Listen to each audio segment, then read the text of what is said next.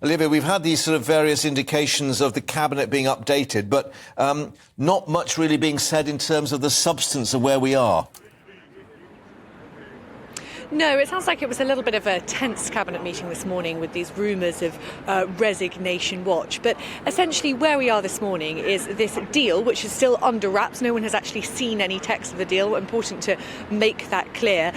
Is currently making its way through this very long, drawn-out negotiating process, which really slowed down over the weekend. This afternoon, James Cleverly, the Foreign Secretary, and Chris Heaton-Harris, the Northern Ireland Secretary, are set to have another meeting with EU officials where they hope to drive it forward a little bit more.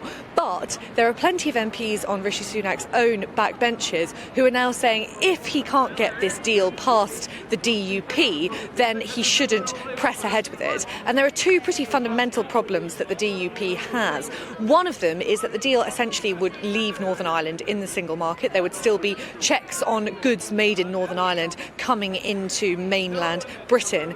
And the other problem is that the ECJ, the European Courts of Justice, would still have jurisdiction over events taking place in Northern Ireland. So the DUP isn't happy about this at all, and the ERG, that influential group of backbench Conservative Brexiteers, has rode in behind them and says that it isn't very happy with the terms of the deal either.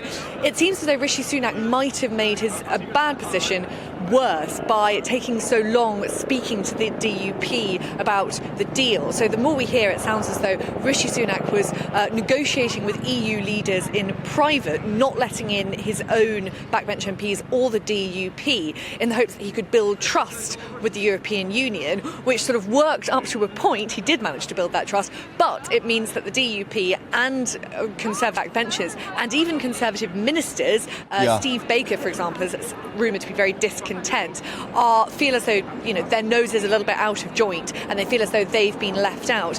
So at the moment, we heard big things late last week about a deal being put forward to Parliament on Tuesday. Well, that's today, and we are certainly not there yet.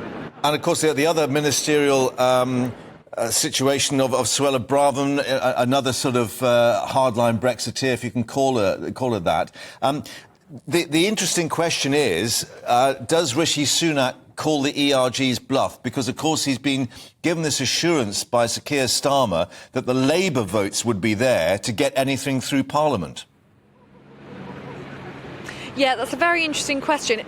It almost would, even without the support of the ERG, even with a very large Conservative rebellion, Rishi Sunak could get this deal through Parliament with the support of Labour.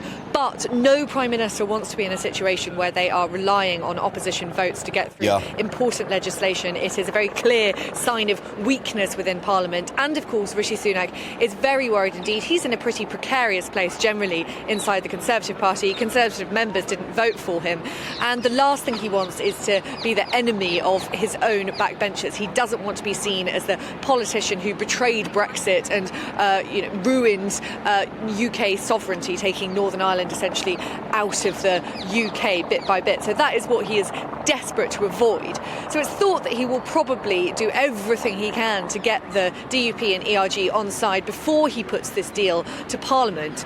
But it doesn't look at the moment as though there's a huge amount of wiggle room on that question over the jurisdiction of the ECJ and over those customs checks of Northern Irish goods coming into Great Britain, which are the two things which are really the DUP is finding frustrating at the moment. Yeah, and of course, Jacob Rees-Mogg indicating that perhaps we're looking at 2019 situation, and remember what happened with Theresa May. But we shall see what emerges later this afternoon with the ERG group meeting. But for the moment, Olivia, thank you for updating us there in Westminster.